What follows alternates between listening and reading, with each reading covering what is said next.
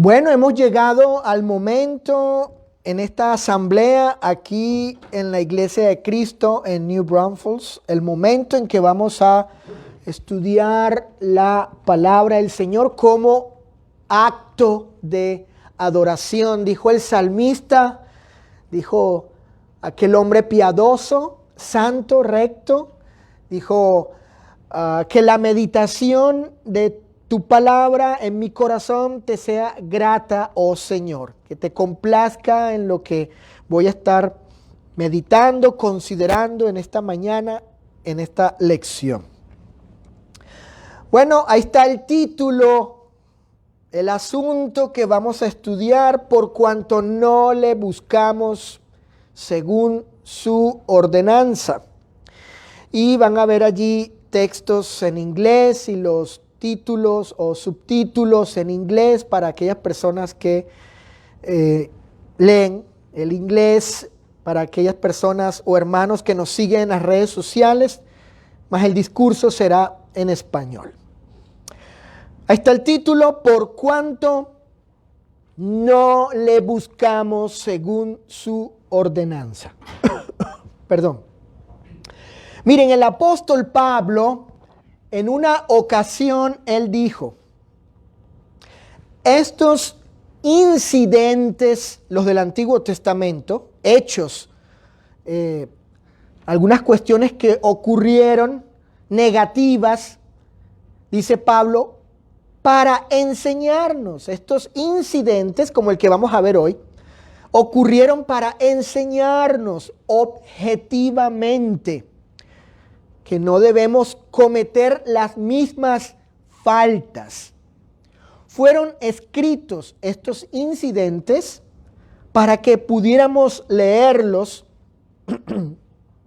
y de ellos lecciones para estos días en que el mundo se aproxima a su fin. Eso dijo Pablo en su primera carta a los Corintios, capítulo 10, verso 11, una versión evidentemente distinta a la Reina Valera 60 o a la Biblia de las Américas. Por tanto, ¿sí?, teniendo ese pasaje en mente, bueno, hoy vamos a aprender lecciones necesarias con respecto a qué cosa.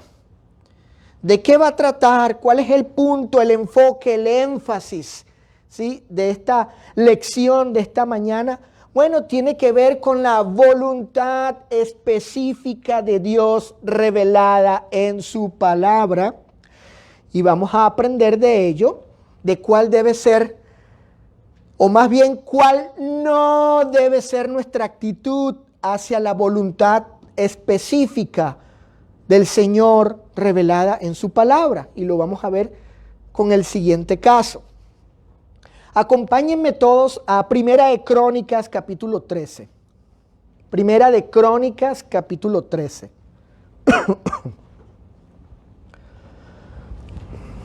Versículos del 5 al 14. Vamos a leer aquí este contexto, Primera de Crónicas, capítulo 13, versículos del 5 al 14. Y de ahí vamos a extraer algunos puntos que van a ser nuestras enseñanzas en esta mañana. Entonces David reunió a todo Israel desde Sior de Egipto hasta la entrada de Amad para que trajesen el arca de Dios a Kiriat Jearim. Y subió David con todo Israel a Baalá de Kiriat Jearim, que está en Judá, para pasar de allí el arca de Jehová Dios, que mora entre los querubines, sobre la cual su nombre es invocado. Llevaron el arca de Dios de la casa de Abinadab en un carro nuevo, subrayen eso. Y Usa y Ahío guiaban el carro. Y David y todo Israel se regocijaban delante de Dios con todas sus fuerzas, con cánticos, arpas, salterios, tamboriles, címbalos y trompetas. Pero cuando llegaron a la era de Kidón, Usa extendió su mano al arca para sostenerla, porque los bueyes tropezaban. Verso 10, y el furor de Jehová se encendió contra Usa y lo hirió porque había extendido su mano al arca y murió allí delante de Dios.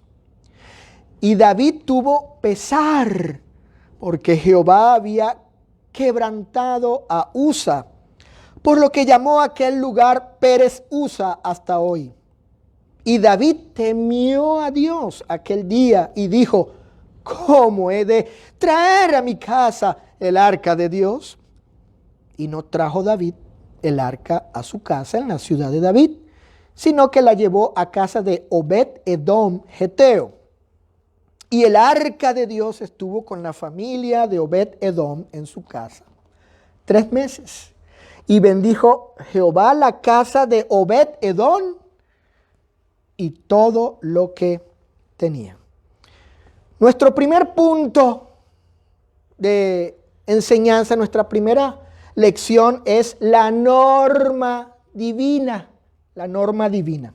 Miren, David, hablando acerca del pecado que había cometido por no seguir, fíjense, la ordenanza del Señor, David declaró lo siguiente, cito: entonces dijo David, el arca de Dios no debe ser llevada sino por los levitas.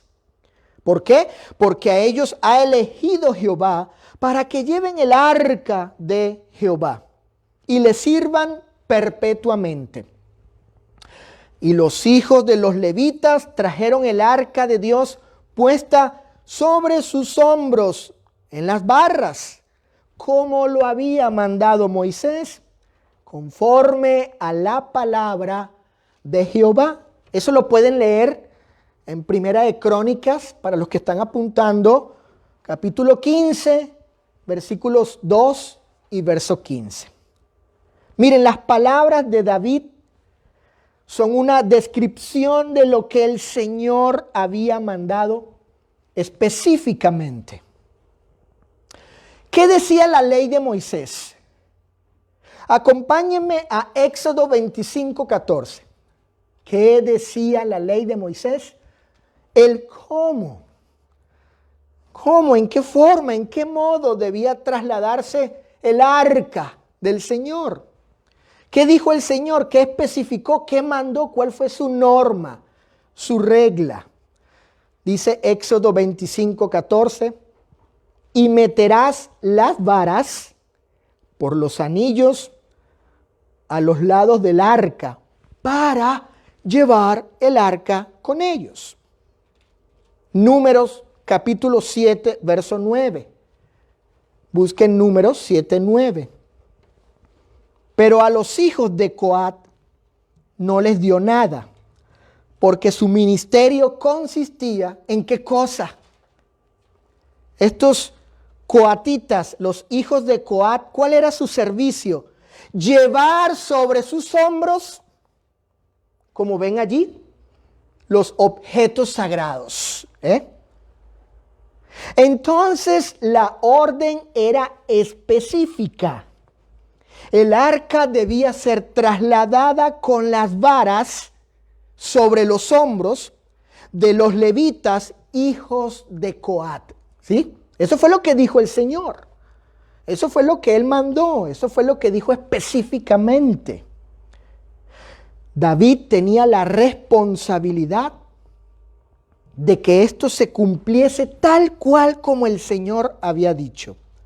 Inclusive, los sacerdotes también eran responsables de hacer esto según la ordenanza del Señor.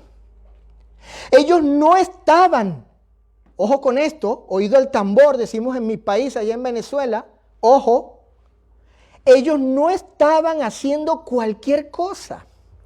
Estaban tratando y administrando las cosas santas del Dios Santísimo. Y su mandato también debía ser considerado santo. Por tanto, debían venerar y respetar al Señor y a sus ordenanzas en estas cosas santas y obedecerle tal cual como Él lo había ordenado. Así dijo el Señor, así especificó.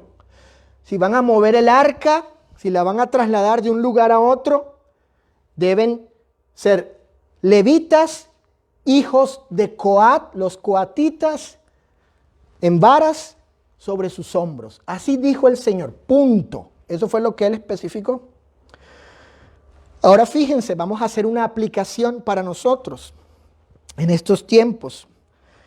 El Nuevo Testamento nos enseña que la norma, la ley divina hoy es la doctrina de Cristo. Noten, con la advertencia que Juan expresa en una de sus cartas, entendemos la autoridad normativa de la doctrina de Cristo. Acompáñenme a 2 de Juan, capítulo 1, verso 9. Fíjense, aquí el apóstol hace una advertencia, ¿sí? Él advierte algo aquí y allí habla de las consecuencias negativas de no hacer lo que él dice allí. Y entonces eso nos permite ver por la advertencia y las consecuencias negativas de no hacer lo que dice el apóstol, bueno, entendemos que la doctrina de Cristo, miren lo que voy a decir, la doctrina de Cristo es la autoridad normativa, es decir, es la norma para los cristianos hoy. Deben seguir esta norma. Los cristianos, la iglesia de Cristo, los miembros del cuerpo de Cristo. Tengo aquí la versión de Bover Cantera. Una versión del Nuevo Testamento, Bover Cantera, y él traduce así el pasaje. Todo el que va más allá, sí, traspasa los límites y no se mantiene, es decir, dentro ¿de qué cosa? No se mantiene en la doctrina de Cristo. ¿Cuál es la consecuencia? No tiene a Dios. No tiene a Dios en comunión, en aprobación hacia esa persona. Y aquí le está hablando a cristianos. Esta carta no es dirigida a la gente del mundo, ni a los sectarios religiosos, aunque se pueda aplicar, sino a los hermanos. Así que hermanos que nos siguen en las redes sociales, pendiente y apunten, 2 de Juan 1:9. Todo el que va más allá y no se mantiene en la doctrina de Cristo, ahí está la consecuencia negativa, no tiene a Dios. De hecho, también vemos una advertencia del apóstol Pablo de no seguir las enseñanzas apostólicas, que es la norma divina. Acompáñeme a la primera carta a los Corintios, capítulo 14. Primera carta a los Corintios, capítulo 14. Noten lo que dice el apóstol Pablo. Voy a leer la Reina Valera 60 en el verso 37. Primera a los Corintios 14, 37. Dice Pablo, si alguno se cree profeta o espiritual, hablándole a hermanos, ¿sí? Carta que citó nuestro hermano Jim al principio, dice, reconozca qué cosa, ¿qué debe reconocer? Que lo que os escribo, Pablo, son ¿qué? Mandamientos del Señor. Ahora, escuchen esta versión del verso 38 para darnos cuenta de la consecuencia negativa de no seguir la norma divina a través de la enseñanza apostólica. Dice el versículo 38, en esta versión que tengo aquí, si alguno no está de acuerdo con qué cosa. Si algún miembro, si algún cristiano ahí, en primer lugar, en la iglesia de Corinto, Pablo dice, bueno, tú crees que eres espiritual, tú crees que eres profeta, O sea, eres cristiano y tienes estos dones. Bueno, debes reconocer, debes estar de acuerdo que lo que yo, Pablo, escribo son mandamientos del Señor. Ahora, esta versión dice, si alguno no está de acuerdo, ustedes no lo reconozcan a él. Fíjense. Si alguien en esta congregación no está de acuerdo con la doctrina apostólica, pues no debe ser reconocido, admitido como un hermano fiel. Si algún hermano anda enseñando algo distinto, no aceptando la autoridad apostólica, el tal no debe ser reconocido como un hermano fiel. Esa es la consecuencia. Ahora, al ver esto, pues nos damos cuenta que ciertamente la doctrina de Cristo, que también es la enseñanza apostólica, es la norma, es la ley. Porque cuando se viola, se quebranta, no se sujeta uno a una norma, pues hay consecuencias. Entonces aquí vemos esta aplicación siguiendo la línea de pensamiento de la lección. El primer punto, la norma divina. En segundo lugar, la innovación. Ahora bien, dice la Escritura, volviendo al caso de David, Usa y Ahío, que el rey David decidió, fíjense esto, junto con el pueblo traer el arca a Jerusalén. Y con otros varones, decidieron todos ellos. Para ello, David emplea un carro nuevo. Según la palabra hebrea hadash, ¿sí? Que traducida al castellano, es nuevo, denota aquello que es nuevo por cuanto no existía antes. En otras palabras, era una innovación, es decir, una novedad, una cosa nueva en la obra del Señor. El punto aquí es si esta cosa nueva, si esta innovación estaba autorizada o no. Ahorita lo vamos a ver, ¿sí? Porque alguien podría decir, no, pues es que ¿a poco toda innovación es mala? Toda novedad es mala que se haga en la iglesia. Por ejemplo, el Facebook no existía en los días de los apóstoles. Es una innovación, es una novedad, es un medio de comunicación. Alguien podría decir, dado que no estaba en los días de los apóstoles, que es una innovación, está mal, pero no necesariamente. En este caso, ahí vamos a ver, si esta innovación, si esta novedad fue aceptable para Dios. Primera de Crónicas, capítulo 13. Volvamos a Crónicas, primer libro. Mi esposa Susana me corrige, porque estoy hablando como si fuese una carta, primera carta, es primer libro de Crónicas, capítulo 13, versículos 7 y 8. Dice, y llevaron el arca de Dios de la casa de Abinadab en un carro nuevo, y Usa y Ahío guiaban el carro, fíjense. Y David y todo Israel se regocijaban delante de Dios con todas sus fuerzas, con cánticos, arpas, salterios, tamboriles, címbalos y trompetas.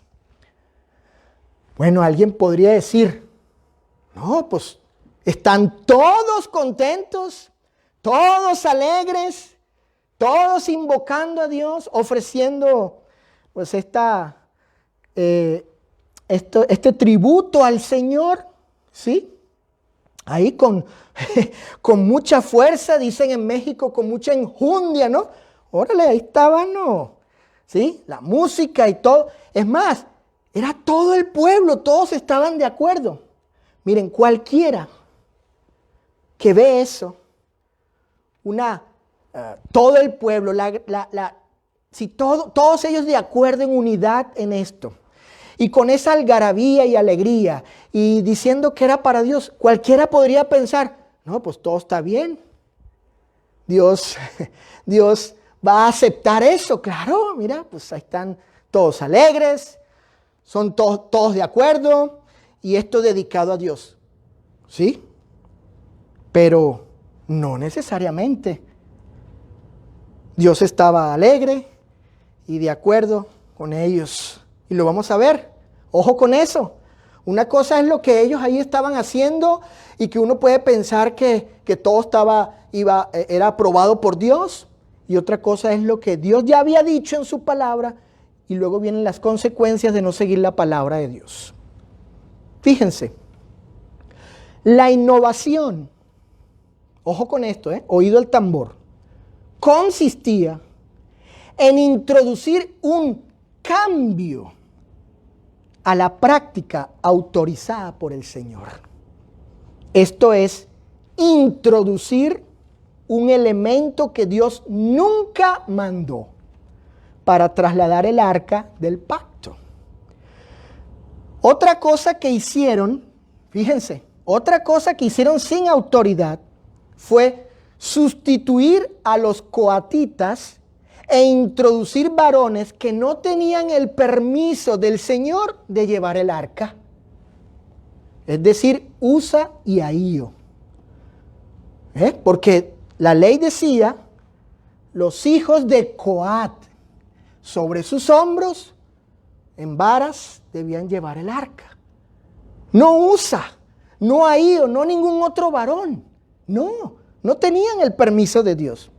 No obstante, y aun cuando ellos conocían la ley y sabían por ley que no tenían autoridad para hacer esto, no se limitaron a lo que la palabra del Señor declaró o declaraba específicamente. No se limitaron a ellos, a lo que decía la ley, la palabra. Bueno, y vemos la consecuencia, ¿no?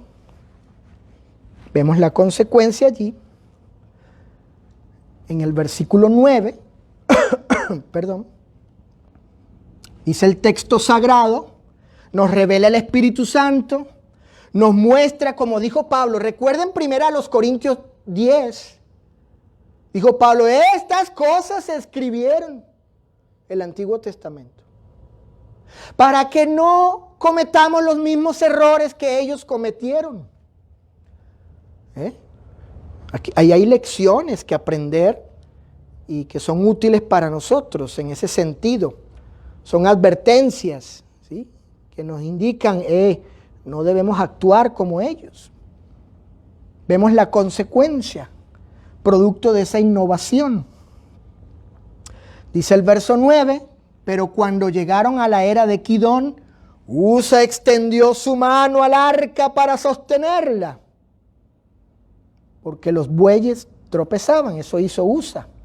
¿Y qué pasó? Versículo 10, y el furor de Jehová se encendió contra Usa y lo hirió porque había extendido su mano al arca y murió allí delante de Dios. Entonces, fíjense, todos unánimes en la práctica, todos contentos, ¿sí? Dedicado a Dios, estamos haciendo esto, Señor, para llevar el arca para ti en tu nombre. Todos ofreciendo culto a Dios, pero a la vista, al criterio de ellos. No obstante, la Escritura nos revela pues, que no. Sucedió un asunto allí, un asunto producto de una práctica que venían llevando no autorizada, fueron de mal en peor, y Usa pagó las consecuencias porque él no debía estar allí guiando el arca, no era de los coatitas él. Pero debido a la innovación, pues vino otro error y otro error y otro error hasta este punto. Fueron consecuencias, porque no se limitaron a la palabra que el Señor había declarado específicamente. Entonces, ojo con eso. Aquí hay un punto importante. Todos de acuerdo, todos dedicando eso a Dios, ellos, todos contentos, pero estaban en pecado. Y luego debido a esa práctica pecaminosa, sucedió un asunto allí circunstancial, producto del caso, del momento, y ahí vemos otra consecuencia. En este caso, contra Usa. Ahora bien, ¿qué sucedió por lo cual David hizo lamentación? Dice la Escritura que mientras llevaban el arca en el carro nuevo, guiado por Usa y Ahío, bueno, los animales tropezaron. Usa extendió su mano para sostener el arca, para que no cayera a tierra. Dice segunda de Samuel capítulo 6, verso 7, segunda de Samuel 6, 7, que lo que hizo Usa, ojo, miren cómo Dios califica el acto de Usa. Porque alguien podría decir, no, pero seguro él tenía buena intención. Seguro él tenía buena intención porque pues, no quería que el arca cayera y por eso la sostuvo. Es decir, buena intención. Pero no bastaba. Dios no lo justificó. No lo declaró sin culpa, sin pecado, solo por la buena intención. Porque él ya estaba en pecado al no hacer lo que Dios había mandado. Entonces la buena intención no basta. ¿Y cuánta gente en el mundo religioso y aún hermanos se involucran en prácticas? Todos, una gran mayoría, por decirlo así, todos de acuerdo con esa práctica y todos muy alegres y todo en el nombre del Señor. Y uno les pregunta, bueno, ¿y con qué autoridad? No, pues es que pues no vemos nada de malo, tenemos buenas intenciones, tenemos el propósito de llevar el arca a Jerusalén. No basta eso. No basta. Y aquí lo vemos. Aquí vemos eso. Dice segunda de Samuel 6:7 que Usa actuó con temeridad. Esa es la palabra que en la Reina Valera aparece. La palabra temeridad quiere decir que no respetó al Señor. No respetó, no lo reverenció, no lo veneró como debía. En otras palabras, Usa no trató la ley del Señor, lo que él mandó, no trató al Señor, ni trató el arca como cosa santa, como cosa santa. ¿Cómo debemos tratar nosotros las cosas santas? Las cosas sacras, con respeto, con temor.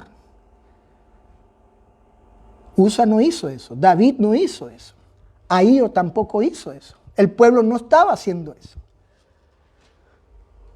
Entonces, el Espíritu Santo califica el acto de Usa como de temeridad. Y bueno, ahí vemos la consecuencia, que el Señor, noten, se llenó de indignación, furor, coraje, enojo contra Usa y lo mató. Hermanos, la ley del Señor era específica. Nadie debía tocar las cosas santas. Debían tratarlas con sumo respeto. Y los hijos de Coat eran los encargados de mover tales cosas. No Usa, no Ahío. ¿Qué estamos observando aquí? Bueno, que por causa de no seguir la palabra del Señor, Usa sufrió las consecuencias de su temeridad y desobediencia. No bastó, si es así, la buena intención de mover el arca con el carro nuevo y protegerla de que no cayera al suelo. Ahora, fíjense, miren este detalle. Fíjense, hermanos. Aquí hay una pregunta.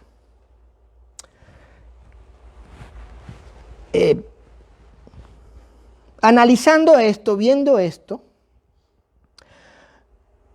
me vino a mí a la mente la siguiente pregunta. ¿Dónde estaba la prohibición explícita o la condenación de parte de Dios de no transportar el arca por medio de un carro? Es decir, de no introducir una innovación, y la condenación de que no se sustituyeran los coatitas. No hay en la ley, en la escritura, que Dios haya dicho, no usen un carro, porque es pecado.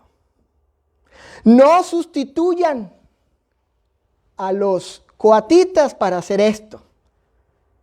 No hay una lista de condenaciones, de prohibiciones, para que Usa y David y el pueblo dijera, espérate, mira, es que ahí está prohibido, ahí dice, no usen un carro, no empleen un carro. Es pecado, es condenación eso, de parte de Dios. Hermanos, tal cosa no existe. No existe. Pero eso no significa que estaba permitido. No significa que estaba autorizado por el Señor. ¿Por qué? Porque Dios especificó su voluntad y ellos solamente tenían que limitarse a hacer lo que Dios le había revelado en su palabra, aun cuando no existiese un mandamiento prohibitivo o que condenara tales prácticas. ¿Me explico? Dios les dijo, esto es lo que van a hacer y punto.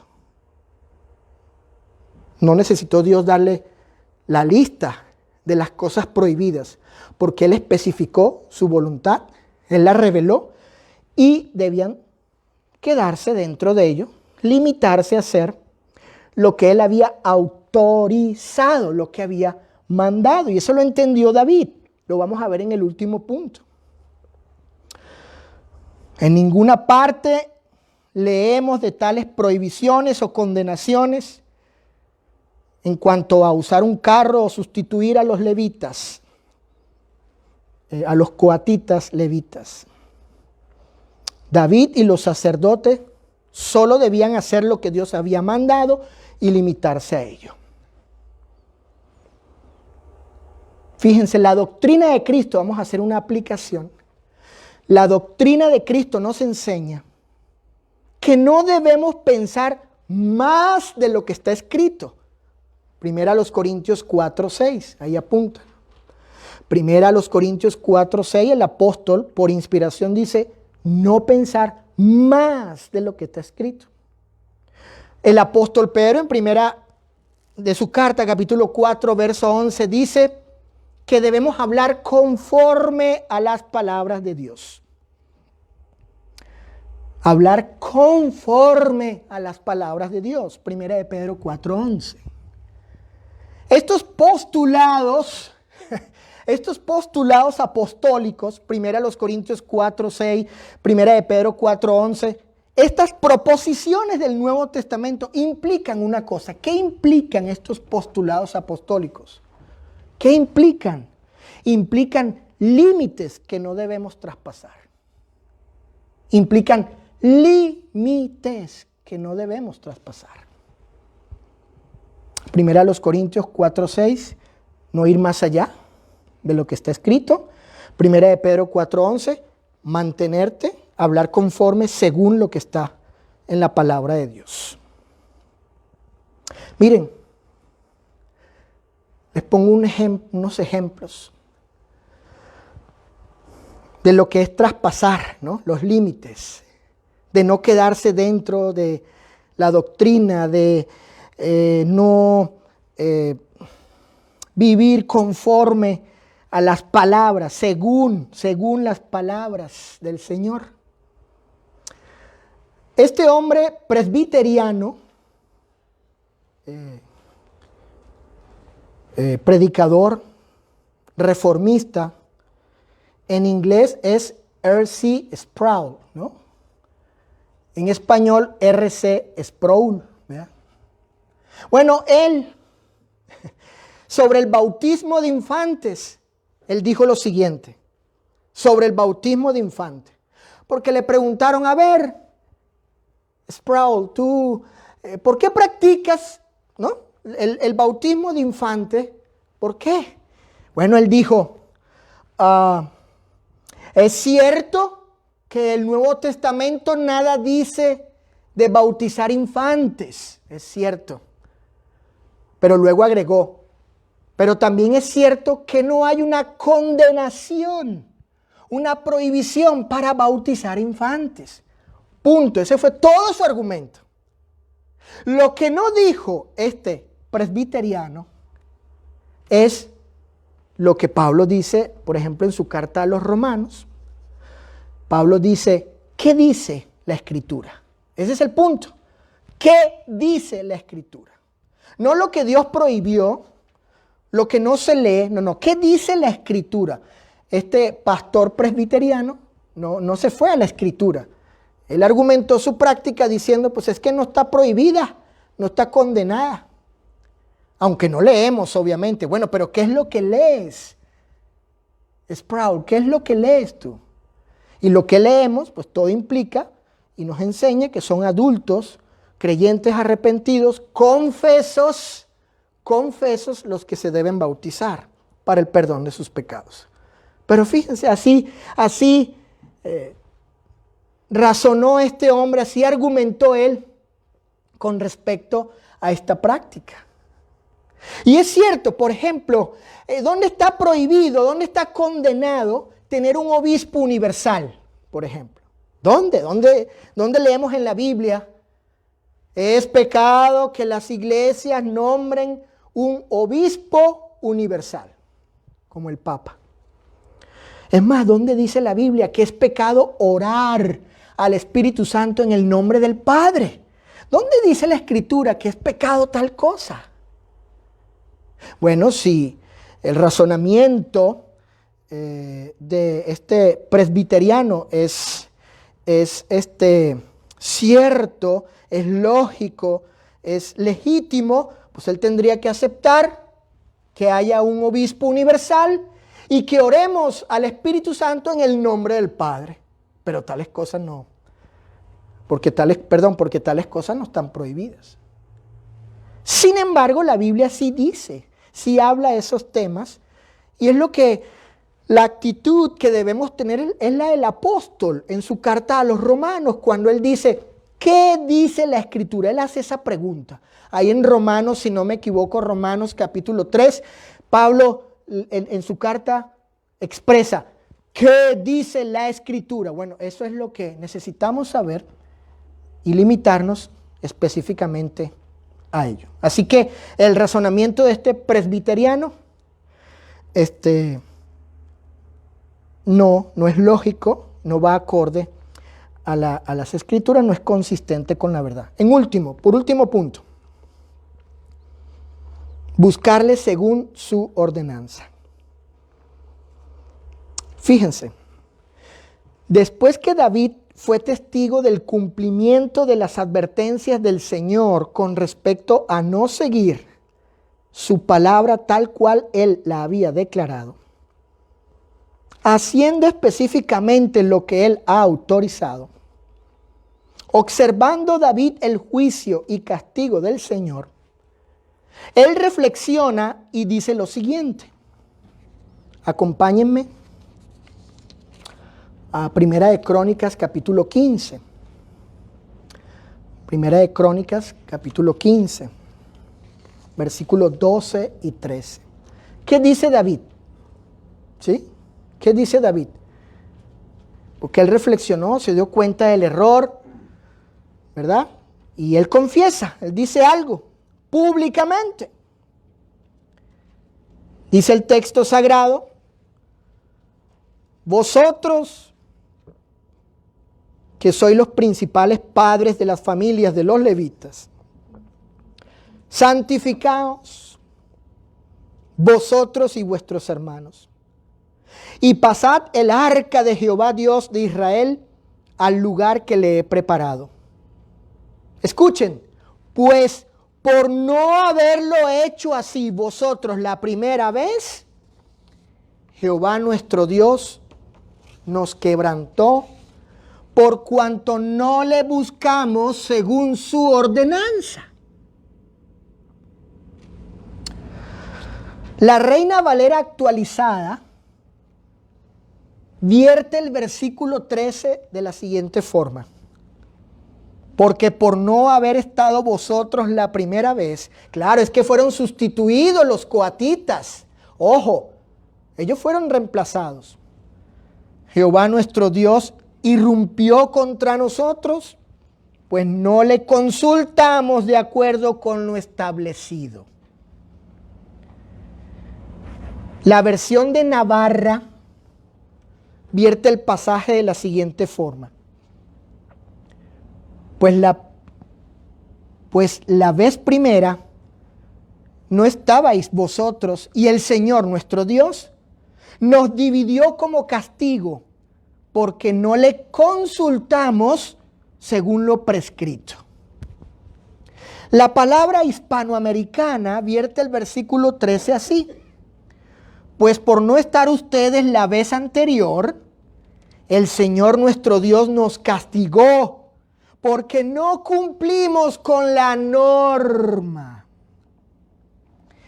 Y la versión de Torres Amat vierte el verso 13 de la siguiente forma.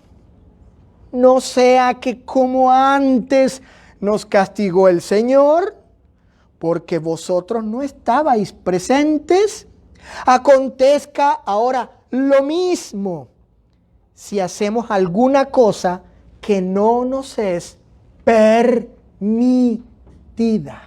¿Vieron? Aquí en la de Torres Amat el punto es, no nos vaya a pasar lo mismo, porque estamos haciendo cosas que no nos es permitido. No obstante, David hace algo digno de consideración. A pesar de lo anterior, él confesó su pecado públicamente y se arrepiente volviendo a la palabra del Señor, buscándole según su ordenanza. En Primera de Crónicas 15:15 dijo David: y los hijos de los levitas trajeron el arca de Dios puesta sobre sus hombros, miren, ahí está, en las barras, como lo había mandado Moisés, conforme a la palabra de Jehová. La versión Torres Amat de Primera de Crónicas 15:15 dice: y de este modo los hijos de Leví llevaron sobre sus hombros con las varas el arca de Dios, según lo había ordenado Moisés, conforme al mandamiento del Señor. Por tanto, y como el Señor Jesús advirtió, debemos buscar hacer conforme a la voluntad decretada, la voluntad salvífica del Padre, es decir, conforme a sus mandamientos, haciendo una aplicación de este punto. Su voluntad decretada, su voluntad salvífica para entrar al reino de Dios, es decir, conforme a sus mandamientos, conforme a su ley expresada en el Nuevo Testamento. No basta con reconocer que Jesús es el Señor, el amo, el soberano, sino que debemos hacer su voluntad tal cual como Él la ha declarado.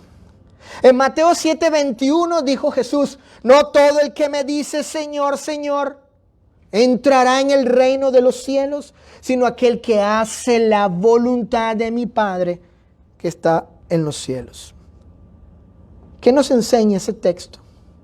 Que no basta con reconocer a Jesús como Señor.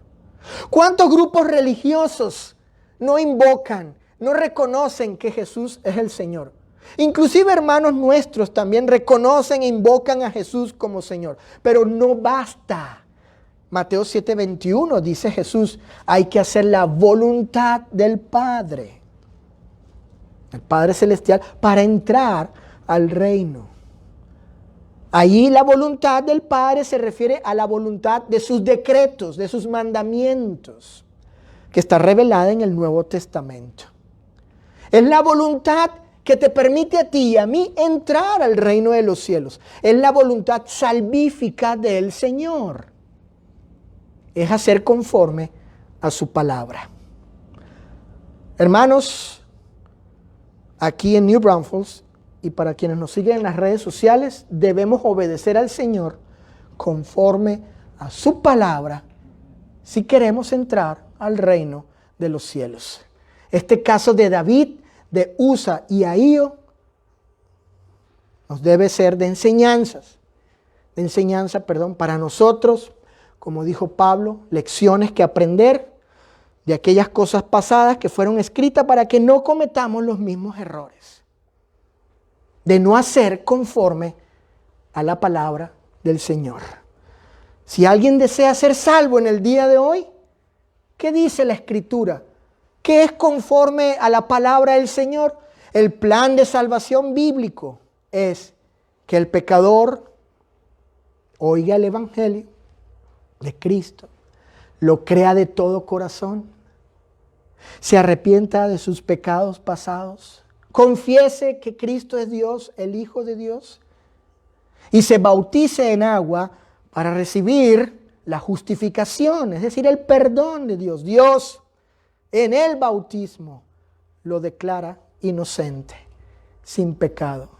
El juez dice: has obedecido lo que es el Evangelio y te declaro inocente de culpa. El Señor sea con todos ustedes.